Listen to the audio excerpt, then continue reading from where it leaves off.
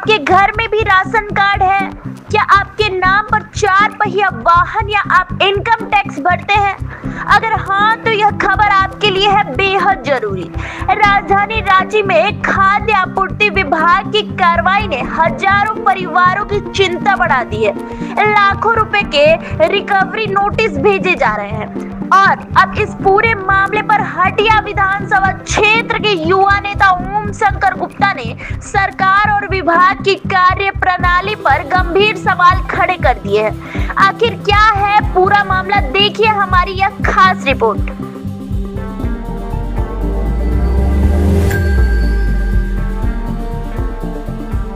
मैं ओम शंकर गुप्ता आज झारखंड के हजारों राशन कार्ड धारियों से जुड़े एक बेहद गंभीर और जनहित के मुद्दे पर बात करने और अपनी बात को रखने आया हूं। पिछले कुछ दिनों से खाद्य आपूर्ति विभाग और सार्वजनिक वितरण एवं उपभोक्ता मामले के द्वारा कई राशन कार्ड धारियों को लाखों रुपए का वसूली का नोटिस भेजा जा रहा है। यह मामला एक केवल राशन कार्ड धारी का नहीं बल्कि गरीब और मध्यम वर्ग के परिवारों का अधिकार, सम्मान और न्याय का बात है।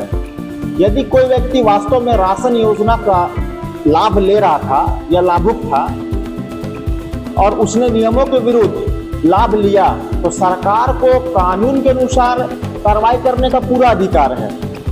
लेकिन सबसे बड़ा सवाल यह है, यदि किसी व्यक्ति के पास 4 पहिया वाहन था या वह आयकर के दायरे में था तो खाद्य आपूर्ति विभाग के पास यह जानकारी पहले से क्यों नहीं था और उसके बावजूद खाद्य आपूर्ति विभाग ने उसका राशन कार्ड जारी कर दिया।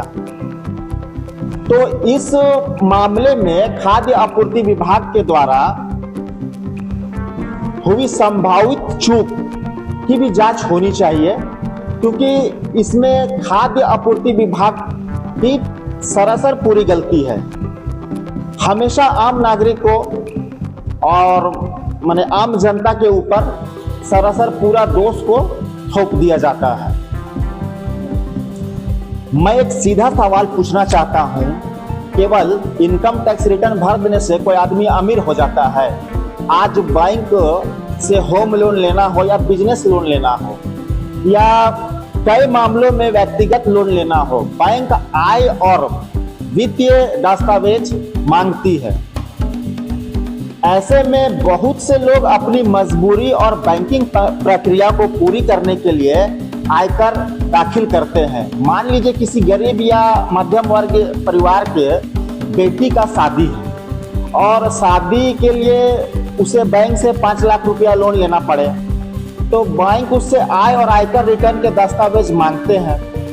तो उस मजबूरी और वह नियम का पालन करते हुए आईटीआर दाखिल करता है।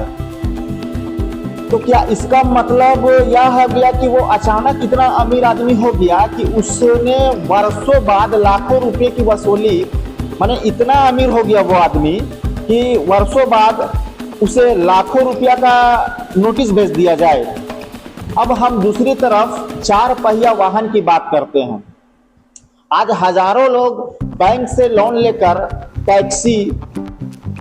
टैक्सी खरीदते हैं, उसे ओला, उबेर या अन्य किसी बिजनेस उपयोग के लिए 4 पहिया वाहन खरीदते हैं। वह वाहन उनकी आय का साधन होता है, ना ही विलासिता का प्रतीक। उसी वाहन की कमाई से वह अपने बच्चों का फीस भरते हैं और भी अपने जो स्वास्थ्य संबंधित बीमारी होता है उसके परिवार का जो हॉस्पिटल का खर्चा होता है वो उसी 4 पहिया वाहन की कमाई से अपना परिवार का जो भी सुख दुख हो उसमें खर्च करते हैं। आप देखते होंगे कि राशन दुकान के जो कोटेदार होते हैं उनको 35 केजी राशन देने का माने प्रावधान है, लेकिन वो कभी 32 किलो कभी 30 किलो ग्राहक को देते हैं। तो मैं उन सभी राशन कार्डधारियों से जिनको वसूली का नोटिस मिला है उनसे मैं अपील करता हूं कि वो घबराए नहीं, सबसे पहले वो नोटिस को ध्यान से पढ़े और उससे संबंधित सभी दस्तावेज एकत्र करें और निर्धारित प्रक्रिया के अनुसार अपना पक्ष संबंधित विभाग के समक्ष रखें। ये आम जनता के साथ सरासर अन्याय है। आप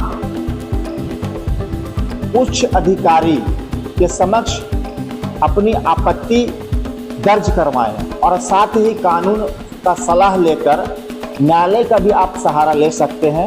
मैं सभी प्रभावित परिवार को भरोसा दिलाता हूं कि इस जनहित के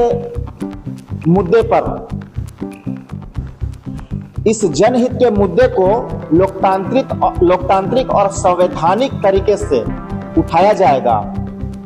हमारी कोशिश रहेगी कि जो भी लाभुक लोगों का अधिकार सुरक्षित रहे और हर व्यक्ति को न्याय मिले, और इस लड़ाई में मैं आपके साथ हूं।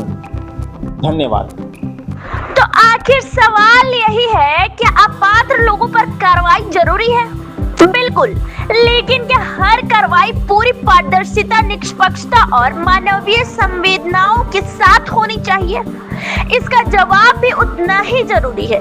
इस पूरे मामले पर आपकी क्या राय है? हमें कमेंट कर जरूर बताइए। ऐसी ही हर बड़ी और भरोसेमंद खबर के लिए जुड़े रहिए रांची क्लब टीवी के साथ। धन्यवाद।